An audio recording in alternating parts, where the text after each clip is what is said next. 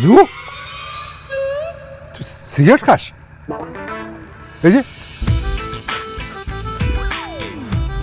ওই মামা অনেক মশা তো, তাই ভাবছিলাম যে ধোয়া দরকার, সিগারেট জ্বালিয়ে ধোয়া দিয়ে মশা তাড়াচ্ছিলাম। প্যাকেট আছে মামা? ওই আজে বাজে কিছু বন্ধুদের সাথে মিশে সিগারেট খাওয়া শিখেছি। তুমি কিন্তু মাকে বলো না, মা খুব কষ্ট পাবে। সিগারেট খাওয়া স্বাস্থ্যের জন্য ক্ষতিকারক। লাইটার আছে?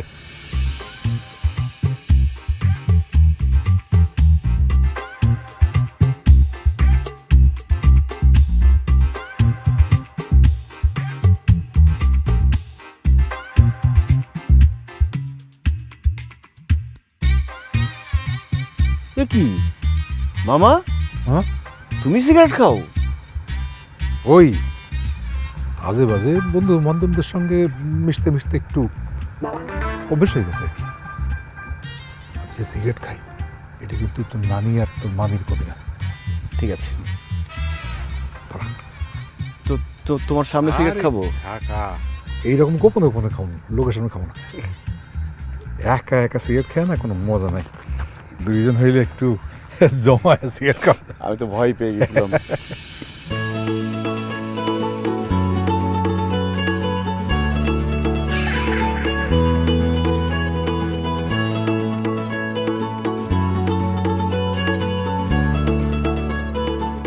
তুমি কোন ব্র্যান্ড খাও মামা? ফ্রি ব্র্যান্ড, যেখানে ফ্রি বাই খাই। তোমরা কি এখানে খাড়ায় খাড়ায় দুইজনে সিগারেট খাইতেছো? মুখ দিয়ে ধোয়া বাইরে এলো, দেখো না আম্মা সিগারেট খাইতেছে। আমি সিগারেট খাচ্ছিলাম না, ওই রাজু সিগারেট খাচ্ছিল। এই সিগারেট খাস না, সিগারেট ফেল। কি বলো মামা, আমি খাচ্ছিলাম মানে? তুমিও তো খাচ্ছিলা। খবরদার রাজু ভাই, আব্বার দোষ দিবা না। মা, আব্বাই না, রাজু ভাই সিগারেট খাইতেছিল। আর তোমার আব্বা কি মোমবাতি টানতাছিল? হ্যাঁ, মামা ভাইগনা একসাথে খাড়ায় সিগারেট টানতাছে, লজ্জা শরম বলতে কিচ্ছু নাই। রাজু, আমি তোমার আম্মার কাছে নালিশ দিতেছি। এই যে আমিও আপনার মার কাছে নালিশ দিতেছি। মামি মামি মামি প্লিজ, মাকে কিছু বলো না, মা আমাকে মাইরাই ফেলবে সিগারেট খাওয়ার কথা শুনলে। হ্যাঁ মামি মামি মামি না, মামি তো না। শোনো ইয়ে রাশেদা, তুমি আমার মায়ের বললো না, হ্যাঁ মা কিন্তু আমার লাঠি দিয়ে পিটাবে। আর এই বয়সে ভাগিনার সামনে, মেয়ের সামনে মার খাওয়াটা ঠিক হবে না। তাহলে দাঁড়ায় আছো কেন? কানে ধরো। ধরছি। আমার কান নাকি? তোমার কান ধরো, কানে ধরো। কানে ধরে বলো যে আর ইহো জিন্দিগিতে সিগারেট খাবো না। মা, রাজু ভাইরে কানে ধরতে কও, হ্যাঁ তো আব্বারে নষ্ট করছে। রাজু, কানে ধরো। আজকে থেকে ইহো জনমে আর কোনোদিন সিগারেট মুখে নিব না, সিগারেট মুখে দিব না। মনে থাকে যেন।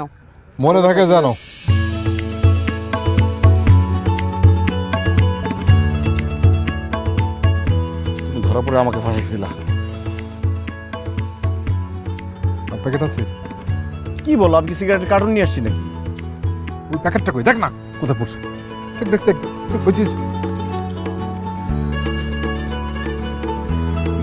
তুমি কানে ধরে বললা খাওয়া না তো। আরে এক দেখছো নি কি করে? আরে আরে কাকা টান দিলে দাদি কই দিম কিন্তু। দাদি জানো তোমার নাতি কি খায়? কি খায়? আরে কি খাবো আবার? ভাত, মাংস, মুরগি, ডিম এগুলা খাই। এগুলি তো ভালো জিনিস, এগুলি খাইলে তো শরীর স্বাস্থ্য ভালো থাকে।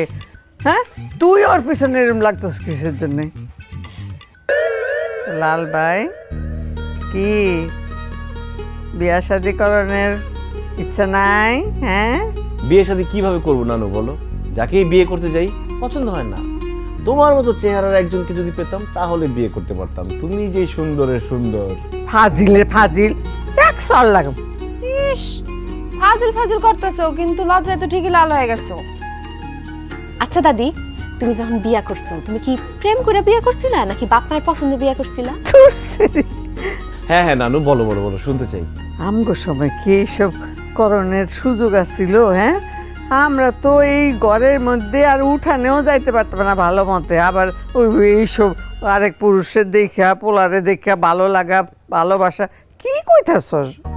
আমগো বিয়া ওই আব্বা আম্মা মানে মুরব্বিজ্ঞ পছন্দ মতো হয়েছে, কিন্তু আমগো বিয়ার মধ্যে ওই এরকম ধুমধাম আজকাল যেরকম কত কিছু গান বাদ্য এই গায়ে হলুদ কত কি বা করে, এত কিছু আমগো বিয়াতে হয় না অনুষ্ঠান। কি বলো নানু, বিয়ে করছো অনুষ্ঠান করো নাই? না মানে তিনি আমারে দেখা এমন পছন্দ হয়েছে যে জিদ ধরলো যে না সে একেবারে বিয়া কইরাই একেবারে তুলে নিব, ওইসব অনুষ্ঠান করব না, আর একটু অন্যরকম মানুষ আসছিল কইলো যে ওই পক্ষ এই পক্ষ তো একই মানুষ, আর পেট ভরা মানুষ গড়ে খাওয়ার লাভ কি, বরঞ্চ এই টাকাটা দিয়া গরিব আত্মীয় স্বজন যারা আছে তাগরে 2 বেলা ভালো মতে খাওয়ানো, তাগরে ভালো জামা কাপড় দেওয়া, এইটা উনি বেশি দাম দিছিলেন। এই জন্যে আর কি আব্বাজান খুব খুশি হয়েছে, তিনি এই অনুষ্ঠান ছাড়াই আমগো বিয়া দিয়ে দিয়েছে তখন। তার মানে নানু তুমি আমার নানাকে প্রথম দেখাতেই রূপের আগুনে পাগল বানায় ফেলছো না? আরে বাবা কি নিয়ে এত হাসাহাসি? মা ওষুধ খাইছো? ওষুধ খাওয়া লাগবো না, আমার নাতি আসছে, আমার মনে এমনি খুশি এমনি সব অসুখ ভালো হয়ে গেছে। এটা বললে হবে না মা, ওষুধ খাইতে হবে। হ্যাঁ আচ্ছা আমি ভাবতেছিলাম তোমার একবার ঢাকায় নিয়ে যাই, ঢাকায় ডাক্তার দেখাই। 13 বছরে বউ হইয়া এই সংসারে আসছি, তারপর থেকে সুখে দুঃখে এই সংসারে এতটা বছর কাটায় দিছি,